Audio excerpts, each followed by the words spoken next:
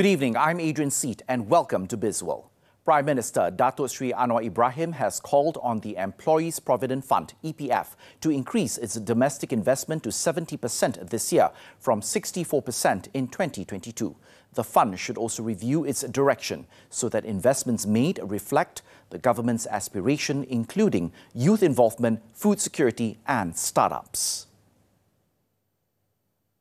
Harus ada cari hala tuju baru tentang mencari juga ruang dan pendekatan untuk mengajak anak-anak muda dalam kegiatan mereka, startups yang juga memerlukan sedikit sebanyak kepakaran daripada hanya menumpukan pelaburan besar yang perlu dan strategik untuk negara yang juga diminta oleh kerajaan. The Prime Minister said this in his keynote speech when officiating the Menara KWSP in Kuasa Damansara. While productivity has gone up, the wage level remains low in comparison as the gap continues to widen. Datuk Sri Anwar also wants the investment panel of the fund to be professional and not be influenced by their superiors so that the benefits can be enjoyed by the people.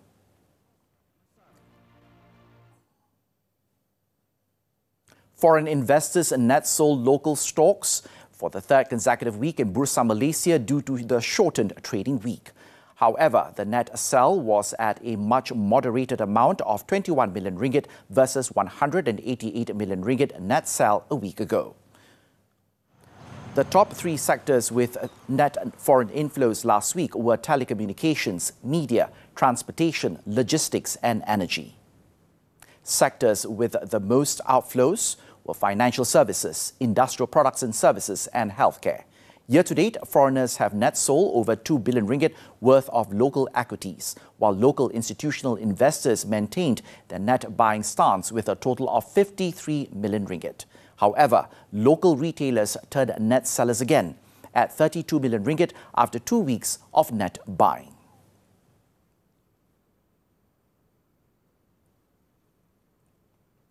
The government's decision to transition to dual wholesale network DWN for the 5G deployment beginning next year will boost broader options for mobile network operators, MNOs, to offer their services.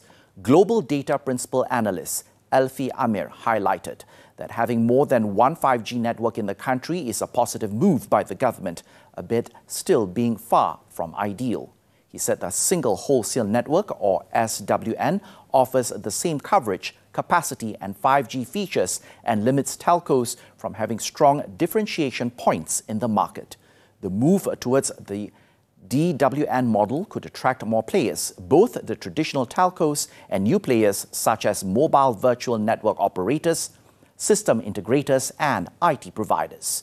It will also drive the competition and hence speed up the adoption of the network nationwide as faster 5G development can drive 5G innovation.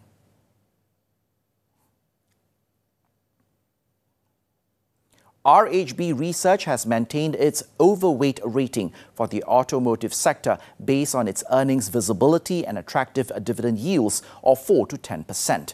The overall sector demand remains healthy, especially the key marquees, and the interest in recently launched models should continue to fuel future orders.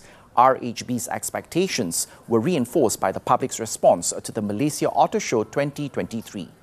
At the same time, it noted that demand for electric vehicles, EVs, is still soft. Although many EVs in the market are readily available, some EVs have a long and uncertain waiting period, mainly due to the dealership's lack of visibility on when they will receive their imported units.